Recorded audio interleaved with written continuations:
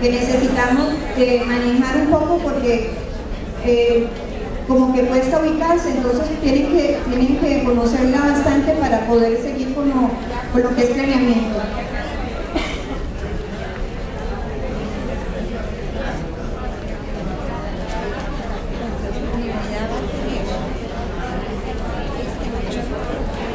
Bien, vamos a continuar. Por favor, regálenme atención para que no se me distraigan. Yo sé que la están viendo, pero si tienen alguna duda pueden irla anotando. ¿A qué nos enfrentamos como docentes? Para mí, personalmente, ¿qué son retos? O sea, ¿cuáles retos vamos a enfrentar para desarrollar estas estrategias de mediación? Primero, mi papel va a ser de mediador y luego de participante activo. O sea, no voy a sentarme en una mesa a ver cómo ellos hacen, sino yo voy a participar de ese aprendizaje significativo, voy a ser parte de eso. Y al hacer parte de ese aprendizaje voy a hacer lo más significativo para ellos, porque el maestro tiene, en su papel formador, tiene un impacto muy grande en la vida del niño. Y si yo moldeo, ellos aprenden conmigo y a veces no hay necesidad ni de siquiera guiarles, ellos van con nosotros paso a paso aprendiendo, incluso nosotros vamos a aprender con ellos, porque esto es como recíproco. Yo aprendo, ellos aprenden, y eso creo que es muy importante. Nosotros sabemos que nuestro papel es mediador, pero aquí, digamos, es activo completamente. ¿Qué retos vamos a tener? Visualizar nuestras estrategias de mediación considerando el enfoque comunicativo funcional de la lengua. O sea, que no voy a ver un contenido por verlo nada más, sino para que ellos puedan comunicarse en diferentes entornos, ante diferentes personas, o sea, que para ellos sea funcional lo que están aprendiendo. Luego, el reto, digamos, que tenemos que tener a mano es la conciencia fonológica, que es base del programa y además que no puedo obviarla, o sea, no es algo que yo diga, no, yo eso no lo ubico porque mi método de lectoescritura no lo necesita, no. Esto es algo obligatorio que todos tenemos que desarrollar independiente del método de lectoescritura, porque no es un método de lectoescritura. Entonces, eso lo tenemos que tener claro y transmitir. La conciencia fonológica es básica, nosotros no podemos omitirla y con ella vamos a empezar nuestro proceso de lectoescritura. Luego, el ambiente del aula va a ser transformado completamente, porque si ustedes han visto las unidades, va a haber mucha conversación, mucho diálogo. Esa es la dinámica del programa de estudio. Entonces, me imagino que las aulas no van a tener aquellas filas tan rígidas y aquellos ambientes tan formales, sino que van a poder ser más aptos para que ellos puedan expresarse con confianza, para que ellos puedan demostrar lo que son niños. Y creo que dentro del proceso de formación eso es algo que tenemos que considerar, y se propone mucho en las estrategias de mediación la preparación de diferentes ambientes de acuerdo a las estrategias y a los contenidos curriculares planteados. La actualización académica, creo que casi que estos nuevos programas nos obligan a estar actualizados constantemente. Ayer hablábamos de que en la puesta en marcha de este programa van a haber ajustes que vamos a tener que ir realizando y vamos a tener que ir aprendiendo, y creo que es muy importante el convivir de todos nosotros como educadores, el que no solo se haga este encuentro, sino que nos permitan encontrarnos en algún momento en la puesta en marcha de esto para intercambiar ideas y proponer ajustes y compartir experiencias, porque esto va a arrancar. Entonces tenemos que compartir todo esto, y nos va a obligar a estar actualizados en lo que es neurociencia, conciencia fonológica, el enfoque comunicativo funcional. O sea, tenemos que ir aprendiendo. Nosotros como docentes no podemos estancarnos ya porque tenemos un título universitario o una propiedad, que a veces nos sentamos ahí. Nuestros alumnos van cambiando constantemente y nos obligan a nosotros irnos actualizando. Y estos temas también son temas muy, no es la palabra adecuada, pero muy móviles, son temas que constantemente tienen cambios por tratarse del ser humano, no son fijos, no son enfoques o dictámenes ya dados, sino que conforme se va investigando más, se pueden haber dando ajustes a lo que ya está escrito. Luego, ¿qué tienen ustedes o qué tenemos nosotros cuando el otro año tengamos que ir a desarrollar esto al aula? Un programa guía es completamente una guía para que ustedes puedan desarrollar todo lo que está. Tienen las estrategias de mediación, van a tener un DVD, tienen los talleres de lectura atrás, tienen anexos, tienen libros, o sea, intentamos de que todo lo que nosotros viéramos que les fuera útiles, lo tuvieran en el programa, más todos estos elementos que se están integrando ahorita, como son las páginas en internet y todas estas cuestiones. En las unidades ya vimos, y ayer creo que lo resaltaron en los trabajos de grupo, el estudiante es el eje principal.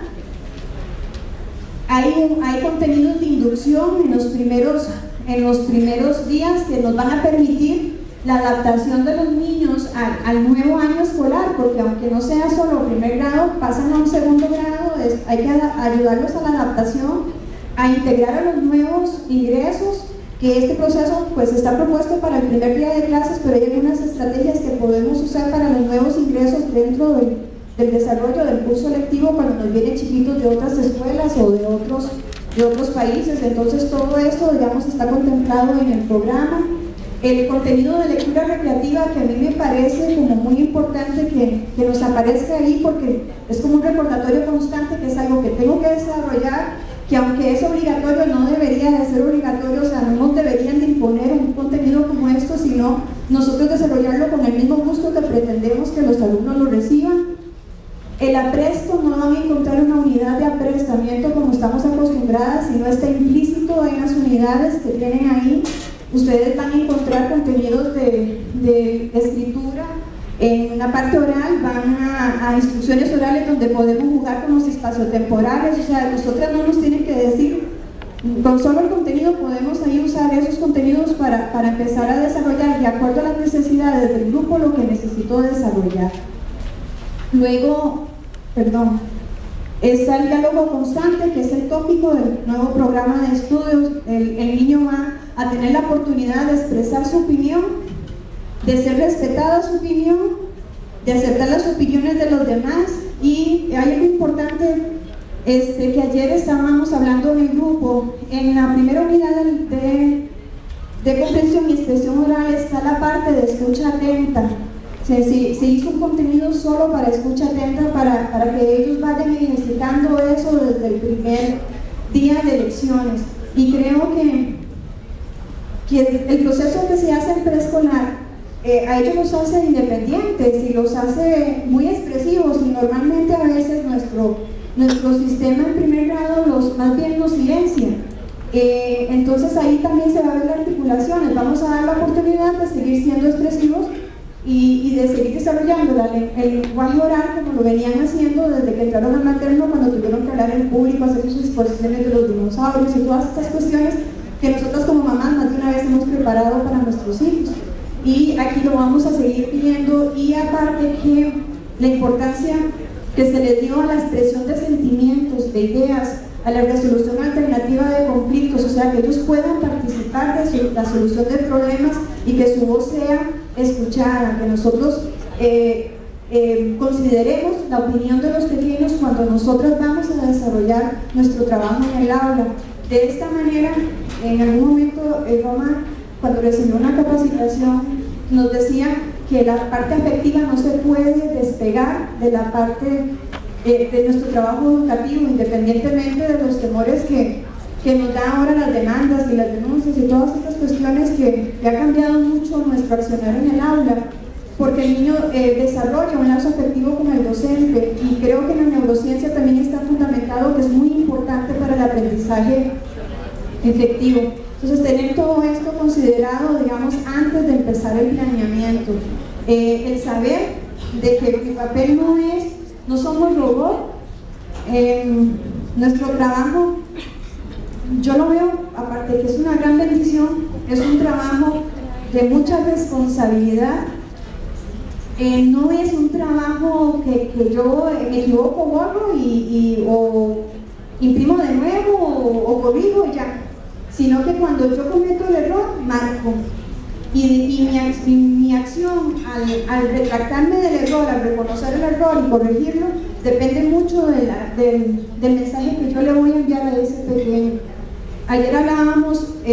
bastante en el grupo que a veces, desgraciadamente, no debería de ser así. Esas 5 horas que estas criaturas pasan con nosotros son las mejores 5 horas de su día y son sus únicas buenas 5 horas de un día si nos llegan toda la semana. Y a veces con nosotros son los únicos momentos que comen o se ríen o juegan y hasta que los regañen, porque hay algunos que ni siquiera tienen que unos corrijan. Y aunque no es un papel, ¿qué les digo? Como que nosotros creo que cuando entramos en esto sí teníamos la vocación y sabíamos, porque yo sé que todas ustedes sienten como yo porque están aquí. Creo que no nos imaginaba la dimensión de esto cuando nosotros empezamos aquella primera vez, en aquella primera clase que yo creo que nos temblaba todo el primer día que trabajamos nuestra primera vez, porque voy a dejar una huella y tengo que decidir qué clase de huella voy a dejar en ellos.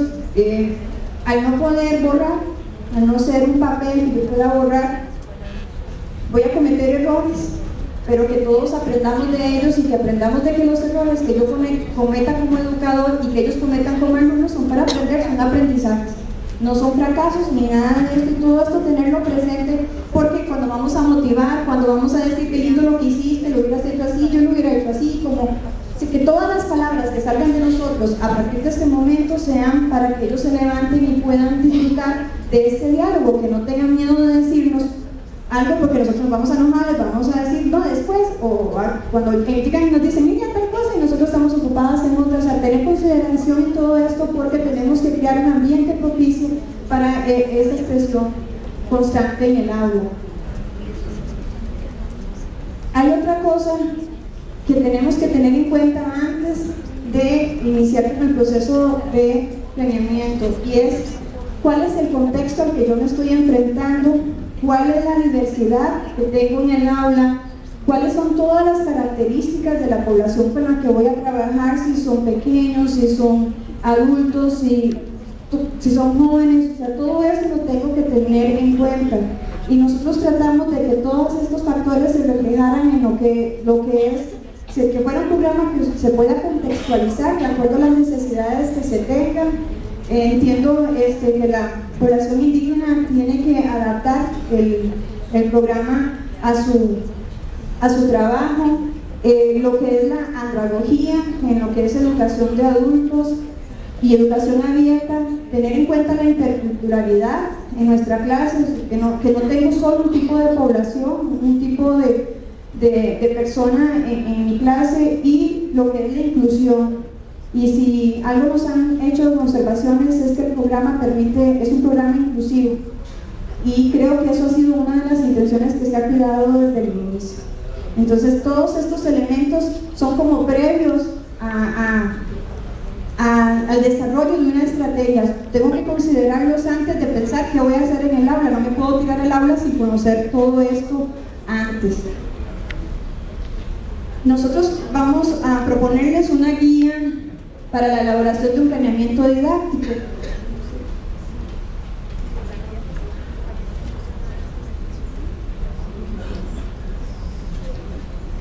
Para no hacer un corte con lo que es la presentación del planeamiento, si quiere pasamos al café para empezar para hacerla continua y no hacerle distorsión en las preguntas que me puedan llegar a hacer.